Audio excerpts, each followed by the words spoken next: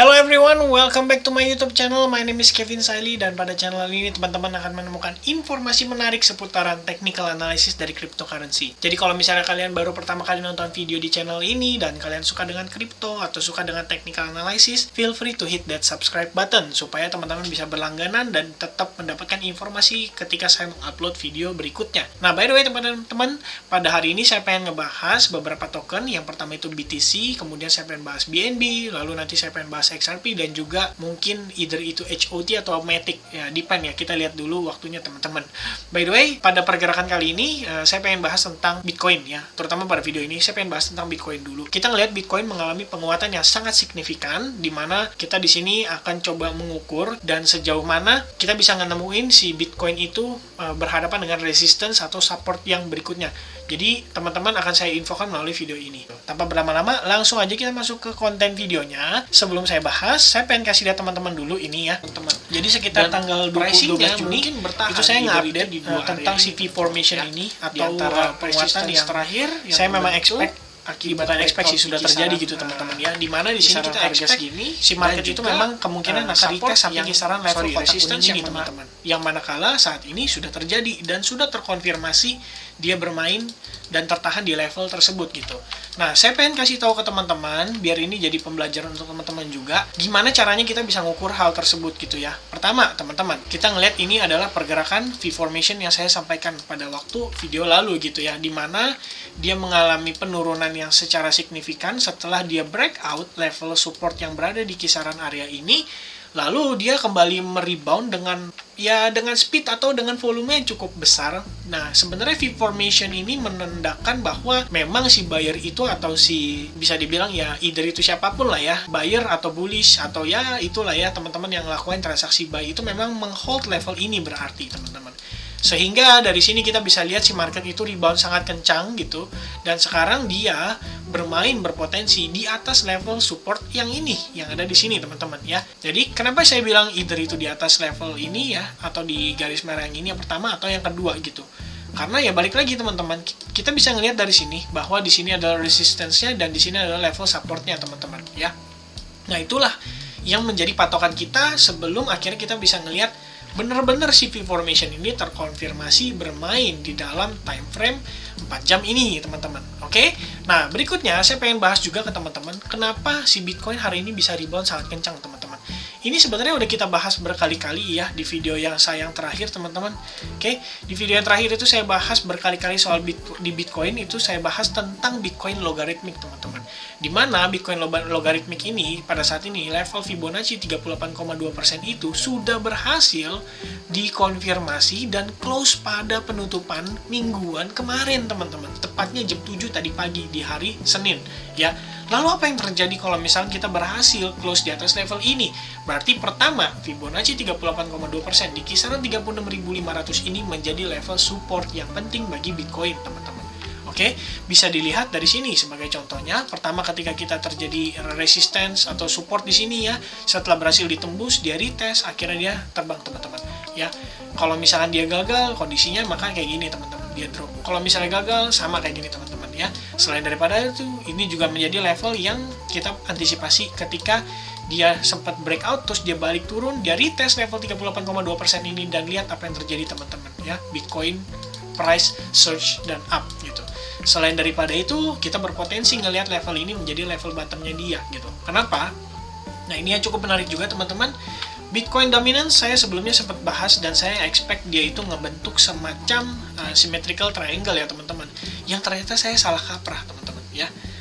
Ya, ini sebenarnya sih memang kemarin itu terlalu cepat kalau misalnya kita nentuin ini symmetrical triangle, karena kita perlu lihat konfirmasi dia terjadi rejection dulu di kisaran level ini teman-teman. Nah, karena dia batal membentuk symmetrical triangle itu, maka kita bisa ngelihat mungkin si Bitcoin dominance ini akan lebih ke arah ascending channel, di mana dia akan membentuk yang namanya low, kemudian higher low, higher high, dan di sini adalah higher high-nya dia gitu. Dan seterusnya, teman-teman, sampai akhirnya dia breakout, either itu dia breakout-nya di level atasnya atau resistance-nya atau di level bawahnya, di support-nya, teman-teman. Oke? So, itu untuk penjelasan tentang bagaimana bagaimana akhirnya hari ini Bitcoin ini mengalami penguatan yang sangat signifikan, teman-teman. salah satu efeknya itu adalah dari Bitcoin logarithmic, teman-teman. Alright, as kita close di atas itu ya otomatis itu bereaksi teman-teman marketnya. Oke, so kita akan bahas lagi ke 4-hour price ya, dimana kita berpotensi ngelihat si Bitcoin ini akan nge-retest supportnya dulu yang terbentuk dari symmetrical triangle ini, teman-teman. Kalau misalkan dia langsung kayak gini, berarti sebenarnya ya good banget. Cuman kita ngelihat di sini ada beberapa level batasan yang mungkin akan dites dulu terhadap Bitcoin di sini ya. Pertama ada level di sini, resistance di situ. Kemudian ada level Fibonacci 23,6%, di mana kita di sini ngelihat ada rejection di situ. Oke.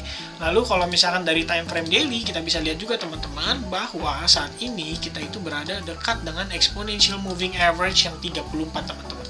So most likely kita akan ngelihat si Bitcoin ini pasti akan ada indikasi-indikasi ketahan dulu, teman-teman, sebelum akhirnya dia bisa menguat dan kembali rebound lagi mengejar target-target yang kemarin sempat kita expect gitu ya. Nah, kurang lebih. Lalu teman-teman, di sini saya pengen juga ngebahas tentang satu hal lagi, teman-teman. Saya cukup sering menggunakan Elliott Wave Theory, dan sebagian dari teman-teman yang udah follow saya dari subscriber saya masih kecil pasti udah tahu gitu ya, bahwa Elliott Wave Theory itu saya cukup yakin sering banget nih terjadi terhadap si Bitcoin, teman-teman. Nah, ini akan saya jabarkan melalui pergerakan ini, teman-teman ya. Ini adalah impulsive wave atau wave 1, lalu di sini adalah wave 2-nya, dan di sini berpotensi wave 3-nya gitu. Sebelum akhirnya dia correction wave lagi, wave 4, dan kemudian membentuk impulsive wave lagi, yaitu wave 5. Ini yang terakhir, teman-teman. Dan kita bisa ngelihat si pergerakan ini sudah over gitu, atau sudah berakhir, teman-teman ya. Dan sehingga kita berlanjut ke yang berikutnya, teman-teman, yaitu sama, teman-teman, di sini ya. Kita ngelihat di sini dia membentuk semacam another Elliott Wave Theory, next wave gitu ya. Jadi di sini adalah correction A-nya, kemudian di sini adalah correction B-nya, lalu di sini berpotensi menjadi correction C-nya gitu ya. Dimana sekaligus menjadi wave 2-nya, teman-teman ya. Ini adalah wave 1, ini adalah wave 2, dan ini menjadi wave 3-nya kita, teman-teman. Oke, ini wave 1, ini wave 2, ini menjadi wave 3-nya, teman-teman. Oke. Kalau misalkan dia tertahan di level itu dan benar-benar terjadi reaksi, maka kita akan melihat potensi correction wave-nya dulu, teman-teman, sebelum dia akhirnya menguat kembali. Dan itu ya biasanya sih kayak biasa, teman-teman ya, dimana ABC correction, teman-teman. Dan mungkin ABC correction-nya itu akan tertahan di kisaran level resistance daripada symmetrical triangle yang sebelumnya terbentuk, teman-teman. Oke, dari sini, kemudian dari sini ya, dari sini ketahan, dan setelah breakout mungkin kita akan retest level ini dulu, dan ini menjadi level support untuk si Bitcoin price berikutnya, teman-teman. Lalu next price targetnya ya kita bisa lihat lah, at least dia akan ngetes dulu di level ini, dan kalau misalnya dia break, ini potential upside-nya itu cukup oke lah kalau menurut saya gitu. Selain daripada itu, teman-teman bisa cek juga di sini ya, bahwa si price itu sebelumnya sempat ngebentuk semacam ascending triangle di sini ya, before akhirnya dia terjadi breakout. Dan kalau misalkan sudah terjadi breakout seperti ini, teman-teman, maka kita bisa lihat si price-nya itu sendiri tampaknya membentuk semacam ascending channel, dan ini bisa menjadi target price untuk kita gitu ya. Dan itu berarti berada di kisaran kurang lebih ya saat ini level ini juga, teman-teman. Artinya kita menemukan confluence terhadap resistensi di sini gitu ya. Ada beberapa resistensi di situ, yaitu EMA 34 di time frame daily, kemudian ada resistance daripada pergerakan yang sebelumnya ya, itu kedua, lalu yang ketiga berpotensi terbentuk dari ascending channel ini. Jadi ada 3 resisten yang mungkin akan nahan Bitcoin bertahan di level tersebut gitu ya. Nah, selain daripada itu, saya pengen info juga ke teman-teman bahwa saya ada open position di Bitcoin, dan long posisinya itu adalah long, dengan saat ini kondisi profit itu running sekitar 425% gitu, teman-teman ya.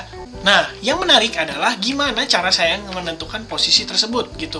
Oke, yang pertama, teman-teman, udah jelas soal antisipasi kita tentang si V formation yang ada di kisaran area sini gitu. Sebelum akhirnya dia retest dan kita melihat ada indikasi kuat, dia berhasil meneruskan penguatan, breakout terjadi itu di resistance line daripada symmetrical triangle dan juga resistance line yang ada pada kisaran area ini, teman-teman.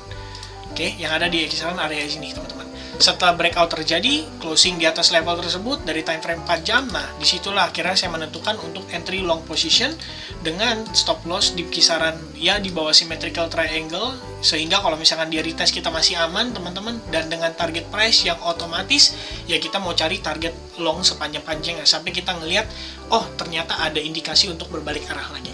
So that's it for my Bitcoin price update. Mudah-mudahan teman-teman di sini ada dapat banyak insight baru dan dapat referensi untuk analisa teman-teman juga. Jika kalian suka dengan konten seperti ini, give you thumbs up, kemudian share video ini ke teman-teman kalian juga, dan jangan lupa subscribe kalau misalnya kalian senang dengan penjelasan yang saya sampaikan. So hopefully I'll see you guys again in the next video. Bye bye and cheers.